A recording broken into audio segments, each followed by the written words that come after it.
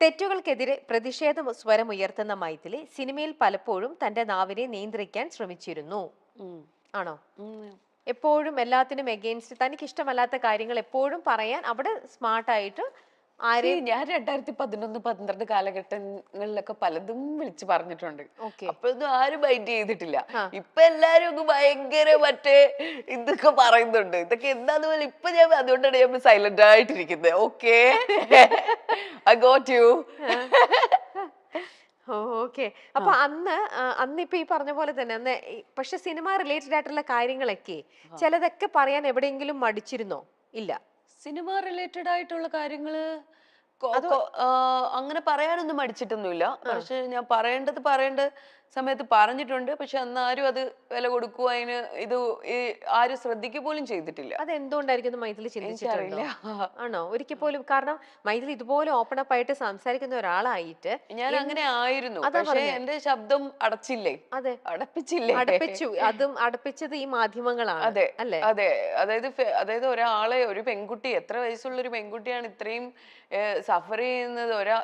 ഒരു fake news അല്ലെ, ഇത്രയും ഒരാളെ കുറിച്ച് ഇങ്ങനെ വേണ്ടാതിനം പറയുന്നതിനൊക്കെ ഒരു പരിധിയില്ലേ? ഒരു പരിധി കഴിയുമ്പോഴത്തേക്ക് നമ്മള് തളർന്നു പോവും. മനസ്സിലായോ? അപ്പൊ ആ തളർച്ചയെന്ന് നമ്മൾ വീണ്ടും ഉയർത്തെഴുന്നേൽക്കും. മരിക്കില്ല. സ്ട്രോങ് ആയിട്ട് നമ്മൾ കുറച്ചും കൂടെ സ്ട്രോങ് ആവുകയുള്ളൂ. അപ്പൊ ഇതേപോലെ ഫേക്ക് ന്യൂസ് ആയിട്ടോ ഇങ്ങനെയൊക്കെ മൈഥിലിനെ തളർത്താൻ നോക്കിയ ആൾക്കാരെ ഇന്നിപ്പോ അവർക്കൊരു ആൻസർ എന്നുള്ള രീതിയിൽ വളരെ ബോൾഡ് ആയിട്ട് കംപ്ലീറ്റ്ലി റിഫ്രഷ് ആയിട്ടാണ്. എനിക്ക് ഇപ്പൊ മൈഥിലിക്ക് എന്ന് പറയുന്ന മതിലിക്ക് മാത്രമല്ല പറയുന്നത്, ഞാൻ പൊതുവെയുള്ള എല്ലാ പെൺകുട്ടികളോടുമാണ് പറയുന്നത്. എന്തൊരു ഇതിനെയും ഫേസ് ചെയ്ത് നിങ്ങള് അത്രയും നിങ്ങൾക്ക് മാത്രമേ നിങ്ങളെ സ്ട്രോങ് ആക്കാൻ പറ്റത്തുള്ളൂ. അപ്പം നിങ്ങൾ എന്ത് കാര്യത്തിലും കാരണം കുറേ സ്ട്രഗിൾ ചെയ്യുന്ന പെൺകുട്ടികളുണ്ട്. ഇത് പുറത്ത് പറയാത്തതും ഇതാത്ത കുറേ കുട്ടികളുണ്ട്. ഇതൊക്കെ പുറത്ത് പറയണം. പറഞ്ഞാൽ മാത്രമേ നിങ്ങൾക്ക് നല്ലൊരു അല്ലെങ്കിൽ നിങ്ങൾ അതിനെ ഓവർകം ചെയ്യാനും ഇത് ചെയ്യാനും ഒക്കെ പറ്റത്തുള്ളൂ. ഇപ്പൊ എന്തൊക്കെ ന്യൂസസും ഇതൊക്കെയാണ് നമ്മൾ കാണുന്നത്. ഇപ്പൊ എത്രയോ പെൺകുട്ടികൾ ആത്മഹത്യ ചെയ്യുന്നു. എന്തൊക്കെയാ ഈ മീഡിയാസ് തന്നെയല്ലേ ഇതെല്ലാം ചെയ്യുന്നത്? ഈ സോഷ്യൽ മീഡിയ അല്ലേ എല്ലാവരുടെയും. ഇപ്പൊ നമ്മൾ പറയുന്നത് സിനിമ മേഖല മാത്രമാണ് ഇങ്ങനെ. എല്ലാ മേഖലകളിലും പ്രശ്നങ്ങളല്ലേ? ആരെങ്കിലും തുറന്നു പറയുന്നുണ്ടോ? എല്ലാരും പുറത്തോട്ട് വരട്ടെ.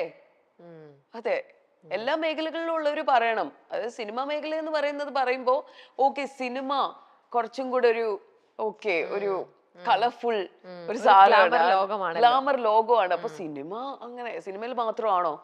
നിങ്ങളോട് തന്നെ ചോദിച്ചു നോക്ക്, സിനിമയിൽ മാത്രമാണോ? മലയാളത്തിൽ മികച്ച തുടക്കം ലഭിച്ച നടിയാണ് മൈഥിലി. പാലേരി മാണിക്യം ഒരു പാതിരാ കൊലപാതകത്തിന്റെ കഥ എന്ന സിനിമയിലൂടെയാണ് മൈഥിലി സിനിമാ അഭിനയ രംഗത്ത് തുടക്കം കുറിക്കുന്നത്. ഏറെ ശ്രദ്ധ നേടിയ ചിത്രത്തിൽ ടൈറ്റിൽ കഥാപാത്രത്തെയാണ് മൈഥിലി അവതരിപ്പിച്ചത്. പിന്നീട് മലയാളത്തിലെ മുൻനിര നായിക നടിയായി മൈഥിലി മാറുകയായിരുന്നു. എന്നാൽ ഒരു ഘട്ടത്തിൽ നടിയെ ലൈംലൈറ്റിൽ കാണാതെയായി. ഇന്ന് കുടുംബജീവിതത്തിലേക്ക് ശ്രദ്ധ നൽകുകയാണ് നടി. അമ്മയായ താരം ശക്തമായ കഥാപാത്രങ്ങളുമായി വീണ്ടും സിനിമാ രംഗത്തെത്തുമെന്നാണ് ആരാധകരുടെ പ്രതീക്ഷ. ഇപ്പോഴിതാ തനിക്ക് നേരെ ഒരു കാലത്ത് വന്ന വ്യാജ വാർത്തകളെക്കുറിച്ചും ഹേമ കമ്മിറ്റി റിപ്പോർട്ടിനെക്കുറിച്ചും മൈഥിലി തുറന്നു പറയുകയാണ്. ഗോസിപ്പുകൾക്ക് തളർത്താൻ പറ്റാത്ത നടി എന്ന ലേബൽ എപ്പോഴെങ്കിലും ആസ്വദിച്ചിട്ടുണ്ടോ? ഞാൻ അതിനോട് ആർഗ്യൂ ചെയ്യുന്നില്ല.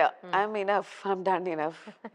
ഐ ഡോണ്ട് വാണ്ട് ഇനിയും അതൊന്നും റിപ്പീറ്റ് ചെയ്യണ്ട. I'm having a good family, I'm having a beautiful sun.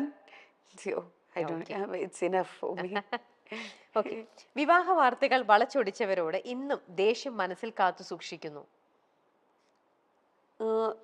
വിവാഹ വാർത്ത മനസ്സിലൊന്നുമില്ല എൻ്റെ. പക്ഷെ എന്നാലും എനിക്ക് അതൊക്കെ ഓരോ ട്രോമാസ് ആണ്. എൻ്റെ ഓരോ കാര്യങ്ങളും നമ്മള് ഇത് ചെയ്യാൻ തുടങ്ങുന്നു, അല്ലെ നമ്മൾ എന്തെങ്കിലും എന്താ പറയാ, ഇപ്പൊ നമ്മളൊരു കേസ് കൊടുക്കുന്നു, നമ്മൾ അതിനെതിരെ ഇത് ചെയ്തുകൊണ്ടിരിക്കുമ്പോ ഇതേ മാധ്യമങ്ങൾ ഇതേ കാര്യങ്ങൾ വെച്ച് തന്നെ അതായത് നമ്മുടെ ജീവിതത്തിനെയും കൂടെ കയറി ഇടപെടുക എന്ന് പറയുന്നത് ഇറ്റ്സ് വെരി ബാഡ്. യുനോ, അപ്പോഴും അവര് നമ്മളുടെ പേഴ്സണൽ ലൈഫിനെ കുറിച്ച് ചിന്തിക്കുന്നില്ല. നമ്മള് കല്യാണം പോലും വിട്ട് കാശാക്കുന്ന ആൾക്കാരാണ് ഇവിടെ ഉള്ളത്. എങ്ങനെങ്കിലും എന്തെങ്കിലും പറഞ്ഞ് അത് നെഗറ്റിവിറ്റി സ്പ്രെഡ് ചെയ്ത് അതിലൂടെ പൈസ ഉണ്ടാക്കുക എന്നുള്ള ഒരു എയിമാണ്. നിങ്ങക്ക് നല്ലത് നന്നായി ജീവിച്ചൂടെ? അതെ, അല്ലേ? എന്തിനല്ലേ നല്ലത് എഴുതി നന്നായി ജീവിച്ചൂടെ? സത്യം. എന്തിനാ ഈ വളച്ചൊടിച്ച വാർത്തകളുമായിട്ട് ഒരുപാട് ആൾക്കാര് അല്ലേ? അതെ, എന്തിന്റെ ഇതാണ് വെറുതെ ഓരോന്നും ഫേക്ക് ന്യൂസും ആക്കിക്കൊണ്ട്. നേരെ ഇനി ആരെ കുറിച്ച് എന്ത് എഴുതിയാലും നേരെ കംപ്ലൈന്റ് ചെയ്യുക, നേരെ പോയാൽ മതി. ഇനി പരിപാടി അതേ ഉള്ളൂ. അല്ലാണ്ട് ബാക്കി ഒരു പരിപാടിക്ക് നിൽക്കരുത്. ഡയറക്റ്റ് കംപ്ലൈന്റ് ചെയ്യുക, പരിപാടി ഇത് ചെയ്യുക. അല്ലാണ്ട് ഇതും പറഞ്ഞ് നമ്മൾ ഇതും സ്ട്രഗിൾ, നമ്മൾ വിചാരിക്കും ഓക്കെ കുറച്ച് കഴിയട്ടെ ഇനി ഇവര് നിർത്തുമായിരിക്കും, ഇവര് നിർത്തൂല. ഇവര് ഒരാളെ ഒരു ഇരയെ കിട്ടിയ പോലെയാണ് അവർക്ക്. അവരങ്ങോട്ട് മെഴുകുകയാണ് അതിനകത്തിട്ട്. അവരിങ്ങനെയൊക്കെ ചെയ്യുമ്പോ അവര് വിചാരിക്കുന്നില്ല എത്രത്തോളം മറ്റേ പേഴ്സണലിനെ വേദനിപ്പിക്കുന്നുണ്ട്. അവര് പോകുന്ന മെന്റൽ ആ ഒരു ട്രോമ ഇതൊന്നും ഒരിക്കലും അവര് ചിന്തിക്കുന്നതേ ഇല്ല. മെന്റലാണ്. ആ അത്തരം വിഭാഗക്കാരെന്ന് പറയുന്നതേ ഒരു മെന്റലാണ്. അപ്പൊ ആ മെന്റൽ ഇതിനകത്തോട്ട് നമ്മൾ ചെന്ന് പെടാതിരിക്കുക. Because it makes us mental. മനസ്സിലാവുന്നുണ്ടോ? ശരിക്കും അതാണ്. അപ്പൊ അതിനകത്തോട്ട് ചെന്ന് പെടാതിരിക്കുക എന്നുള്ളതാണ് നമ്മൾ ശ്രദ്ധിക്കേണ്ടത്. അതെ, അവര് ചെയ്യുന്നതിന്റെ അവർക്ക് കിട്ടിക്കോളും. അതെ, പണ്ടൊക്കെ പിന്നെ ആണല്ലേ. സിനിമയിൽ നിന്നും മാറ്റി നിർത്തലുകൾ ഉണ്ടായിന്ന് വിശ്വസിക്കുന്നുണ്ടോ? വിശ്വസിക്കുന്നുണ്ട്. ഉണ്ട്. മാറ്റി നിർത്തലുകൾ ഉണ്ടായിട്ടുണ്ടാവാം. കാരണം അതുകൊണ്ടല്ലേ ഈ ചാൻസസ് ഒക്കെ നമുക്ക് അങ്ങോട്ടും ഇങ്ങോട്ടും ഒക്കെ മാറി പോകുന്നത്. പിന്നെ അതൊക്കെ നമുക്ക് ഒരിക്കലും ക്ലെയിം ചെയ്യാൻ പറ്റൂല. ചിലപ്പം ഞാൻ പറഞ്ഞില്ലേ ഒരു സ്ക്രിപ്റ്റ്, ഇപ്പൊ ഞാൻ പറഞ്ഞ ഒരു വിഭാഗം ആൾക്കാർക്കോ അവർ ആ പടത്തിൽ വേണ്ട, അവർ ഈ പടത്തിൽ വേണ്ട എന്ന് തീരുമാനിച്ചതാണ് അവരൊരു സർക്കിള്. പിന്നെ ഒരു വിഭാഗം ആൾക്കാരെന്ന് പറയുന്നത് ചിലപ്പം ആ സ്ക്രിപ്റ്റില് നമ്മൾക്ക് ഒരു ക്യാരക്ടർ ഉണ്ടാവില്ല. അത് അവരുടെ കുറ്റമോ നമ്മുടെ കുറ്റമോ അല്ല. അവര് എഴുതി വരുന്ന സ്ക്രിപ്റ്റിനകത്ത് ആ ക്യാരക്ടർ നമ്മൾ ആപ്റ്റ് ആവൂല. അപ്പൊ അവർക്ക് ഒരിക്കലും നമ്മളെ ഇത് ചെയ്യാൻ പറ്റൂല. അത് അവരെ കുറ്റപ്പെടുത്തിയിട്ടോ നമ്മൾ ഇത് ചെയ്തിട്ടോ കാര്യമില്ല. അപ്പം അങ്ങനത്തെ ഒരു മനഃപൂർവ്വമായിട്ട് നമ്മളെ മാറ്റുന്നതും ഉണ്ടാവും. ചിലപ്പോ ഇതുപോലത്തെ സാഹചര്യങ്ങൾ കാരണം നമുക്ക് അവിടെ മാറ്റി നിർത്തുന്നു എന്നൊക്കെ പറയുന്നത് എനിക്ക് ഒരു പിടിയില്ല കേട്ടോ, എനിക്കറിയില്ല. പക്ഷെ നമ്മള് എന്തൊക്കെ ഇപ്പൊ എത്രയോ സ്ത്രീകൾക്ക് വേണ്ടി പ്രവർത്തിക്കുന്നവരും പുരുഷന്മാർക്ക് വേണ്ടി പ്രവർത്തിക്കുന്നവരും എല്ലാരും ഉണ്ട്. എന്നാ ഒരാള് വിചാരിച്ചാൽ നമുക്ക് ഏതെങ്കിലും ഒരു സ്ത്രീക്ക് ഒരു ഇത് പറ്റിക്കഴിഞ്ഞു, എന്തെങ്കിലും അല്ലെ ബുദ്ധിമുട്ട് ഉണ്ടായി, അവരെ ഒന്ന് കൈപിടിച്ച് തിരിച്ച് കൊണ്ടുവരാം എന്നാരും ചിന്തിക്കുന്നില്ലല്ലോ. എന്നാരും ചിന്തിക്കുന്നില്ലല്ലോ. ആരും യു ഹെൽപ്പ് ഈച്ച് അതേഴ്സ്. നിങ്ങളെ തന്നെ സംരക്ഷിക്കുവോ? ഇല്ലല്ലോ. നിങ്ങൾ തമ്മില് ഇല്ല, എനിക്ക് തോന്നുന്നില്ല. അല്ലേ? What do you think? അതെ, കറക്റ്റ് ആണ്. എല്ലാരും ഇങ്ങനെ സപ്രസ് ചെയ്യാൻ എല്ലാവർക്കും ഭയങ്കര സന്തോഷാണ്. കൈ പിടിച്ച് അതെ, ഓക്കെ നാളെ നീ വാ, നീ കേറി വാ എന്ന് പറയുന്ന ആരെങ്കിലും ഉണ്ടോ? ഈ സ്ത്രീ സമൂഹത്തിലുണ്ടോ? സ്ത്രീകളിലുണ്ടോ? പുരുഷന്മാരിലുണ്ടോ? അത് നമ്മൾ ഒറ്റയ്ക്ക് വരണം. ഞാൻ പടങ്ങൾ ചെയ്യുന്നുണ്ടായിരുന്നു, പടങ്ങളെല്ലാം ഹിറ്റായിരുന്നു. പക്ഷെ മാധ്യമങ്ങൾ എഴുതുന്നത് വേറെ കാര്യങ്ങളാണ്. പാലേരി മാണിക്യത്തിന് ശേഷം ഞാൻ ചെയ്ത എല്ലാ പടങ്ങളും ഹിറ്റാണ്. ചട്ടമ്പി നാട്, ഈ അടുത്ത കാലത്ത് സോൾട്ട് ആൻഡ് പെപ്പർ, ഷിക്കാർ തുടങ്ങി എല്ലാം ഹിറ്റ് തന്നെയായിരുന്നു. താരങ്ങൾക്കും സ്വകാര്യ ജീവിതമുണ്ട്. എല്ലാവർക്കും തലയിൽ കയറി നിറങ്ങാൻ പറ്റില്ല. ഞാൻ വന്ന കാലഘട്ടത്തിൽ പ്രിന്റ് മീഡിയകൾ ഉൾപ്പെടെ ഫേക്ക് ന്യൂസുകൾ കൊടുത്തു. എന്തൊക്കെ കഥകളാണ്! കഞ്ഞി കുടിക്കാൻ വേണ്ടിയായിരിക്കും. എന്നാൽ പോലും നമ്മളെ വിറ്റ് കാശാക്കുന്നു. ഇങ്ങനെയുള്ള മാധ്യമങ്ങൾക്കെതിരെ 20ഓളം കേസുകൾ താൻ കൊടുത്തിട്ടുണ്ട്. അടുത്തിടെ ഒരു വക്കീൽ വിളിച്ച് കേസിൽ നിന്ന് ഒഴിവാക്കി തരണം എന്ന് പറഞ്ഞു. ഏത് കേസാണെന്ന് പോലും മനസ്സിലായില്ല. ഞങ്ങൾ ഒന്നും ചെയ്തിട്ടില്ല, കട്ട് ആൻഡ് കോപ്പി പേസ്റ്റ് ചെയ്തിട്ടേ ഉള്ളൂ എന്ന് പറഞ്ഞു. കേസ് പിൻവലിക്കില്ല എന്നാണ് താൻ പറഞ്ഞത്. താൻ പ്രതികരിക്കാതെയായപ്പോൾ തന്നെക്കുറിച്ച് എന്തൊക്കെയോ കഥകൾ എഴുതാൻ തുടങ്ങിയെന്നും മൈഥിലി ചൂണ്ടിക്കാട്ടി. മലയാള സിനിമയിലെ മാത്രം പ്രശ്നമല്ല, തെലുങ്കിൽ ഒരു അഭിമുഖത്തിന് താൻ പോയി. 3 സബ്ജക്റ്റ് എന്നോട് പറഞ്ഞു. ഇന്നു മുതൽ നീ എൻ്റെ ഗേൾഫ്രണ്ട് ആണെന്നും പറഞ്ഞു. എൻ്റെ കയ്യിൽ ഒരു റിംഗ് ഉണ്ടായിരുന്നു. ഞാൻ കമ്മിറ്റഡ് ആണെന്ന് പറഞ്ഞു. നിനക്ക് വീടും ജിം ട്രെയിനറെയും തരും, ഇവിടെ താമസിക്കണം, കേരളത്തിലേക്ക് തിരിച്ചു പോകരുതെന്ന് അയാൾ പറഞ്ഞു. എന്നെ വിൽക്കാൻ വച്ചതല്ല, ഞാൻ ആർട്ടാണ് വിൽക്കുന്നതെന്ന് ഞാൻ മറുപടി നൽകി. സിനിമ ചെയ്യാതെ താൻ തിരിച്ചു വന്നു എന്ന് മൈഥിലി പറയുന്നുണ്ട്.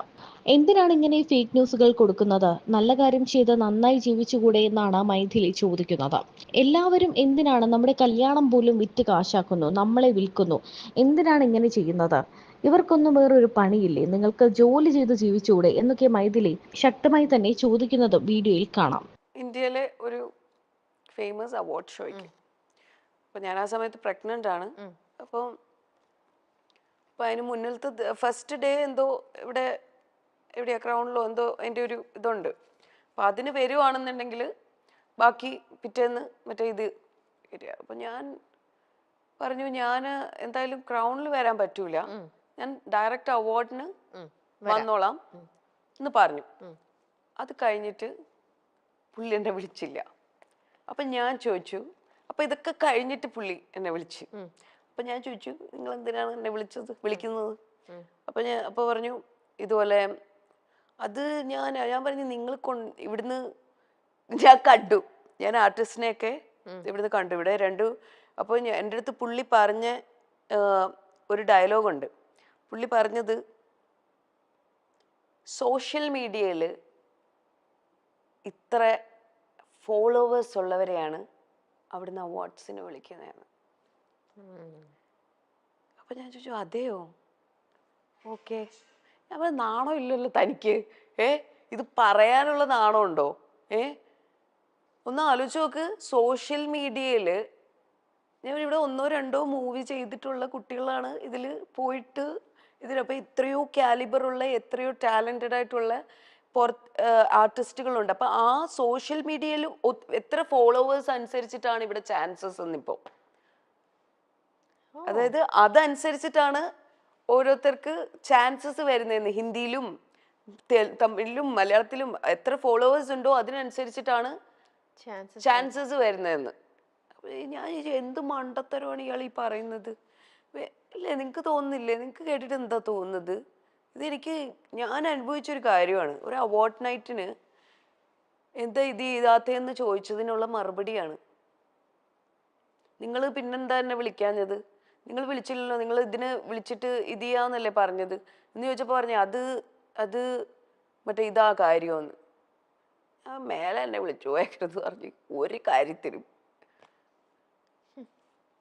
എന്താ അല്ലേ, എത്രയോ ടാലന്റഡ് ആയിട്ടുള്ള ആർട്ടിസ്റ്റുകളുണ്ട്. ഈ സോഷ്യൽ മീഡിയയിലെ ഫോളോവേഴ്സിനെ പൈസ കൊടുത്ത് വാങ്ങിക്കാം. എത്രയോ പേര് പൈസ കൊടുത്ത് വാങ്ങിച്ചിട്ടുണ്ട്. ഞാനൊന്നും പൈസ കൊടുത്തല്ല വാങ്ങിച്ചിട്ടുള്ള കേട്ടോ. എനിക്ക് ജെന്യൂൻ ആയിട്ടുള്ള കുറച്ച് ഫോളോവേഴ്സേ ഉള്ളൂ, പക്ഷെ ജെന്യൂൻ ആയിട്ടുള്ള ആൾക്കാരാണ് കേട്ടോ. ഞാൻ ഇത്ര ആക്റ്റീവ് ആയിട്ടുള്ള ഒരാളല്ല, പക്ഷെ മനസ്സിലാവുന്നുണ്ടോ? അപ്പൊ അങ്ങനത്തെ ഒരു എക്സ്പീരിയൻസ് ആണ് എനിക്ക് ഇങ്ങനത്തെ ഒരു സാധനത്തിൽ നിന്ന് കിട്ടിയത്.